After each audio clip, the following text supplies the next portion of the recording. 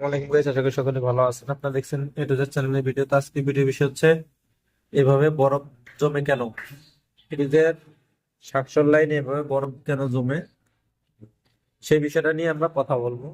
এটা জমার দুইটা বা তিনটা কারণ আছে। তো এর মধ্যে প্রথমত হচ্ছে এম্পিয়ার দেখতে হবে, গ্যাস মিটার দেখতে হবে। আমাদের এখানে গ্যাস কিন্তু একেবারে জিরো, মিটার এম্পিয়ারও ঠিক আছে 0.7। স্ট্যান্ডার্ডটা তুলনামূলক একটু গরম বেশি।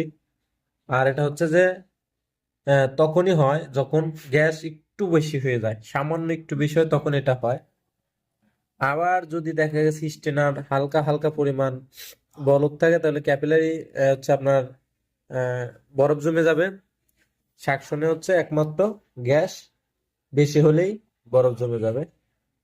আবার দেখা যাচ্ছে যে এছাড়াও দু একটা সমস্যার কারণে হয়, ওগুলা সচরাচর হয়।